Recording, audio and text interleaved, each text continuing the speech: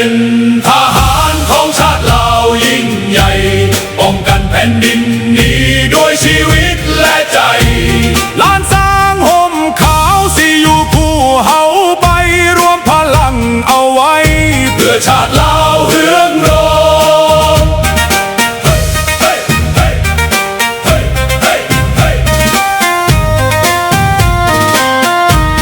ยามศึกมาไกลเฮาบ่เคยถอยยืนหยัดต่อสู้เพื่อคนลาวทุกคนจากภูเขาสูงถึงลำน้ำโขงทุกตารางแผ่นดินเฮาสิหักษาไว้คำสัตย์สาบานดังก้องในใจเกิดเป็นลูกผู้ชายต้องหักชาติยิ่งใหญ่ถึงสิลำบากหรือมีน้ำตากะสิยืนหยัดเพื่อลาวของเฮาเป็นทหารของชาติเรายิ่งใหญ่ป้องกันแผ่นดินนี้ด้วยชีวิตและใจล้านสร้างห่มขาวสิอยู่คู่เฮาไปรวมพลังเอาไว้เพื่อชาติเราเฮืองโรงเป็นทหา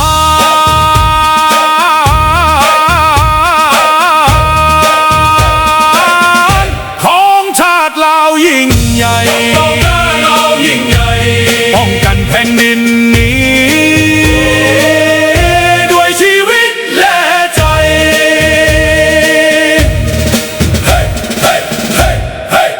เขาเป็นทหารก้าวเดินพร้อมกันทหารเหล่านั้นบ่ยอมแพ้ผู้ใด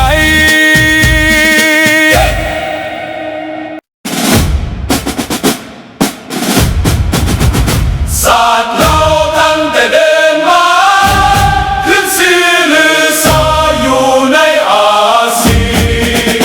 ศาสตร์เราผูกพันไมตรีหวังสามัคคีหักพ้องกันหักศาสตร์หักประเทศเขาหักเจ้าปกเกศเกษาหักศาสตร์หักศาสตร์สมาแต่บุหารมาหักษาดินแดนบ่ให้ศาสตร์ไทยมาล้วนฮาวีอบอุ่นญาติแย่งสิ่งเอาให้คืนเข้ามาลู่วุ่นวายสู้จนตัวตายต้านทานศัตรูสวยเสพสู้เลือดเนื้อเสียเมาฟื้นฟูผู้เอาบรรเทาทุกข์กัน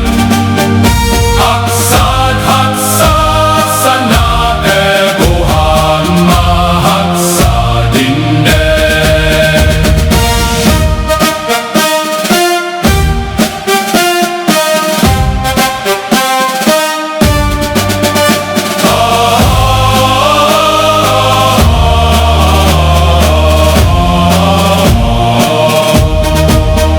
บ่ให้ศาสตร์ใดมาล้วนฮาวีลบกวนญาติแย่งสิ่งเอาให้คืนเข้ามาลู่วุ่นวายสู้จนตัวตายต้านทานศัตรูสวยเสพสู้เลือดเนื้อเสียเมาฟื้นฟูผู้เอาบรรเทาทุกข์กันสวยเสพสู้เลือดเนื้อเสียเมา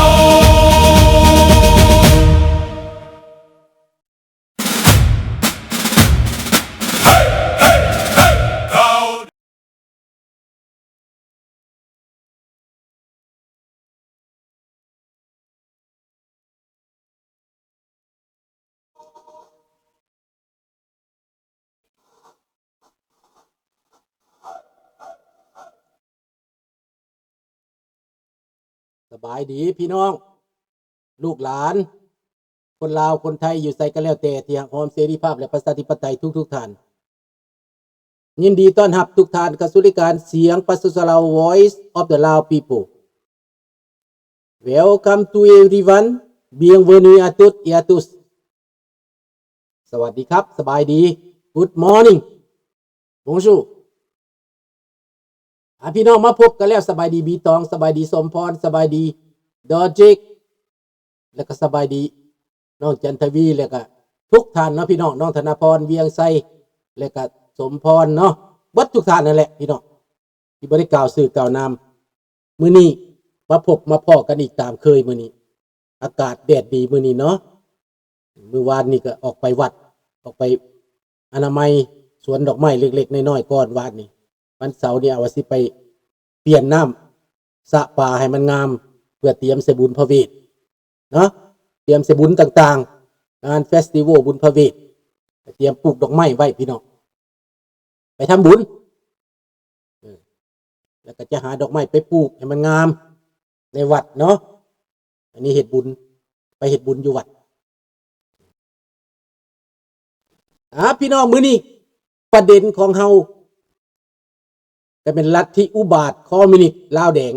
สร้างความแตกแยกในชาติมาแล้ว70 ปีลูกหลานเอ้ย70 ปีที่พวกมันสร้างความแตกแยกเดี๋ยวจะอธิบายเข้าลึกๆแล้วก็สิไปฮอดการเมืองยูเครนอิหร่านเดี๋ยวนี้โลกพวกเผด็จการนั่นเจ็บนักเดี๋ยวนี้นะบ่ว่ารัสเซียบ่ว่าอิหร่านไปน้ำกันพี่น้องสองสหายนี่ไปน้ำกันต่อไปมันสิเป็นไผอีกต่อไป next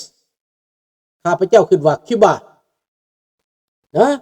พี่น้องที่หักหอมเสรีภาพและประชาธิปไตยนี่ควรจะตื่นได้แล้วข้าพเจ้าดีใจนำคนไทยสวัสดีคำพรพี่น้องคนไทยคันว่าเว้าเรื่องการเมืองสิเมนพรรคใดกะยาสิเมนสีเหลืองสีสุ่มสิเมนสีแดงข้าเจ้าเปิดห้องแชทรูมขึ้นมาแบบคือเฮานี่นะอ่านนับจนบ่ทันพี่น้องข้าพเจ้าเข้าไปบึ้งข้าเจ้านะแม่นบ่น้องธนพรข้าเจ้าตีพิมพ์ขึ้นมาข้าเจ้าทกข้าเจ้าเถียงกันข้าเจ้าให้ความคิดเห็นนี่นะจนอ่านนับบ่ทันปั๊บแล่นุดเข้าไปเบิ่งคนน่ะ 20,000 30,000คันมาเว้าเรื่องลาวเฮานี่นะขี้ห้ายที่สุดใดพี่น้องเอ้ยอย่าให้มันขี้ห้ายปานนั้นแหมลูกหลานก็ได้ข้าพเจ้าคิดว่าลูกหลานในประเทศถูกกีดกันจนว่าบ่มีเงินจ่ายค่าเน็ตสบายดีปูระบ่มีเงินจ่ายค่าเน็ตพอสิเข้ามาบึงแล้วก็เน็ตก็ขี้ห้ายจนว่าฟังบ่ได้บางคนจะบอกว่าเจ้าส่งมาหยังคือมืดตึ๊บว่าซั่นมืดตึ๊บแปลว่าสิ่งเดียวส่งไปนี่มันมืดตึ๊บโอ้เดี๋ยวแป๊บเดียวเด้อพี่น้องเด้อเพราะว่าฟ้ามันต้องเสือกขึ้นเสือกมันแดดใส่ไฟเพิ่มคอยมันก่อนแสงมันบ่พอมันมืดมันแดดอยู่มันคือมันก็ขึ้นนะพี่น้องครับพระเจ้าไปเบิ่งห้องคนไทยแล้วมันคือขึ้นเป็นบ่น้องธนพรที่เป็นคนไทยคนอีสานนี่นะมาฟังคนลาวนี่มันคือขี้ร้ายแท้หรือใดสาเหตุใดเฮาก็บ่เข้าใจดอกว่าคนลาวเขาเป็นหยังมันจะเป็นจังซั่นบาดคนไทยนี่เขาเจ้าเอาใจใส่เท่าใดปรากฏว่าเลิกงานมาปั๊บหรือบ่เลิกก็อย่าเขาเจ้าใส่ใจนำการเมืองเพราะว่าการเมืองคือชีวิตการเมืองการบ้านการเมืองคือชีวิตคือความปลอดภัยคือความอยู่ดีกินดีถ้าการเมืองบ่ดีก็เป็นคือลาวแดงคู่มือนี่70 ปีที่เจ๊กที่แก้วมันวางแผนให้ลาวแดงน่ะเป็นคอมมิวนิสต์เป็นอันธพาลเป็นเผด็จการเป็นไม้ขวางทางเป็นอุปสรรคเป็นเหตุให้ลาวต้องฆ่ากันพี่น้องสิตื่นบ่หรือบ่ตื่นก็แล้วแต่สิแม่นหรือบ่แม่นก็ฟังเบิ่งตั้งแต่มันเข้ามานี่มันหาเรื่องเข็นฆ่าฮาวีนี่นะบ่หยุดบ่เซาพี่น้องเอ้ยแล้วยังแต่งตั้งหัวหน้าแนวลาวทางชาติไปอยู่ประเทศนั้นประเทศนี้ต่างหน้าว่าซั่นข้าพเจ้าอยากเหยียบหน้าบักกันอุ่นคำโลวันบ่อีกอุ่นคำอีสังอยู่เมืองฝรั่งหั่นนะปัดโตเพิ่นหน้าใหญ่บักผีบ้านี่นะมึงแล่นไปตายอีหยังมึงมาอีหยังเป็นอพยพมึงมาต่างหน้าอย่าไผเลือกมึงบักสันดานสัตว์บักหน้าหมาไผเลือกมึงบักหน้าหนาบักหน้าส้นตีนขอโทษเด้อพี่น้องเด้อขอโทษด่าคนหน้าหมา มึงแลนมาตายพี่สร้างก็มึงอยากเป็นตัวแทนนั่นแนวลาวสร้างชาติเนี่ยมึงขับน้ำของไปอย่างมึงขึ้นมาตายแต่น้ำของพูนเป็นยังเฮือมึงบ่ลมกับลูกกับเมียมึงตายอยู่พุ่นสาบ่ต้องมาเฮ็ดหยังมึงบอกว่าอยู่พอกินมึงถูกมึงยากดิมึงลำบากกากรรมมึงจะไปเป็นตัวแทนแนวลาวสร้างชาติว่าซั่นแนวลาวมั่งชาติมึงไม่นั่นแล้วสร้างชาติอยู่ใส่มันรอดตายหนีมาผสมหมู่มาเอาบอดหมู่ให้คนอื่นมาดีก่อนเขาอยากมาพอล้มพอตายนี่มันบอกว่ามันเป็นตัวแทนในแคนาดาที่ข้าพเจ้าด่ามันจนหน้าจืดหมดแล้วมันเห็นหน้าเซมแลมอยู่เห็นหน้าอยู่ในงานใส่เห็นหน้าเซมแลมอยู่ขึ้นหน้ามานี่ข้าพเจ้าบ่ได้ย่องย่อสรรเสริญดอกคือมึงอยากเป็นมึงก็ไม่อยู่เมืองลาวหุ่นมึงบ่ต้องมาอยู่นี่กูบ่ต้องการคนคือมึงเป็นต่างหน้าคนลาวมึงเข้าใจบักซาดหมากูบ่ต้องการหน้าเซมแลมคือมึงน่ะเป็นตัวแทนคนลาวอยู่นี่ผู้ไทยบ่ได้เลือกหน้ามึงหน้าคือมึงมันมีไฟเลือกนี่มาหับไส้ฮานอยมาหับไส้เผด็จการจีนมันว่ามันเป็นตัวแทนในราสร้างชาติอยู่นี่โอ้ไผแต่งตั้งมันถามนี่มีจักคนแต่งตั้งมันมีจักคนสนใจมัน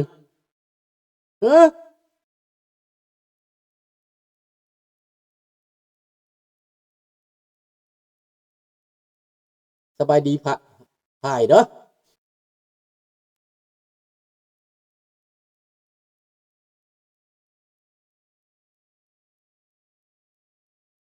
แมนดังนั้นพี่น้องเรื่องที่ว่ามันปกครองประเทศนี่นะมันเฮ็ดในคนลาวนี่70 ปีแล้วตอนมันอยู่ป่า20 ปีนั้นมันเฮ็ดหยังมันเอาปืนมาจ่อยิงมันเผาโรงเรียนมันเผาโรงพยาบาลสบายดีลุงทองพาเที่ยวมันหลัดยิงคนมันหลอดทำลายในครูในหมออันนั้นเวียกของมันอยู่ป่าสร้างความแตกแยกทำลายคนไปถามเบิ้งบันทึกไว้โลกเขากาบูว่าพวกคอมมิวนิสต์เขาอยู่ในป่านั้นจอบฆ่าคนเริ่มต้นจากเสียงขวางจากเซโปนเมืองพีนจากซ้ำเหนือมานิด70 ปีผ่านมาคนพวกนี้มันอยู่ในอำนาจคนลาวเขาเป็นยังจะเป็นจังซี่ข้าพเจ้าสิบอกให้เกิดเกี่ยวกับความหุนแห้งนี่คนลาวบ่มักเริ่มต้นก็เลยว่าคันเขาเข้ามากะให้เขาเข้ามาซะปลดอาวุธให้เขาซะเขาสิได้มีความสุขเขาจะได้อยู่เย็นเป็นสุขเขาสิได้สันติภาพเขาบ่ต้องสู้ดอกพวกนักเรียนนักศึกษาอีกพวกหนึ่งรุ่นน้อยกว่าข้าพเจ้าหรือว่ารุ่นสำข้าพเจ้าก็มีถือเขาซื้อจ้างจอบอ่อยถือเขาหยวดสิให้เป็นนั่นเป็นนี่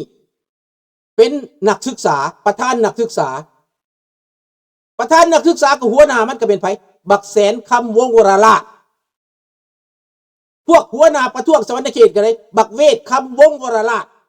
ผู้อื่นข้าพเจ้าบ่ว่าข้าพเจ้าว่าแต่เสียวข้าพเจ้าคนจำนวนนี้นะถือเขาปลุกระดมถือเขาสักส่วนไปอยู่ในวงการต่อต้านล่มระบอบการปกครองมันว่าบ่ดีบ่ได้เสียภาษีบ่ดีมีสื่อในเจ้าได้โดยบ่ดีโดยกับบ่ดีเปลี่ยนคำเว้าได้ผู้นำทหารการเมืองมันบอกว่าให้ว่าสหายห้องว่าเสี่ยวบัดหัวน้อยหัวตัวโปมือกับห้องเสี่ยวบัดสันดานมันปีนสันดานมันเปลี่ยนห้องพอก็ต้องว่าเสี่ยวสหายพอว่าได้เด้สหายแม่ได้สหายแม่สหายฝ่อเด้สวัสดีน้องหลัดดาวอนมันบอกสหายฝ่อสหายแม่สหายโหจิมินห์สหายสุพรรณวงศ์มีแต่สหายเบิดประเทศต้องเป็นสหายเสี่ยวเบิดพอกับห้องมันเสี่ยวเบิดเท่ากันหมด ตกน้ำหัวเพียงกันมันวะ สบายดีท่านเดือน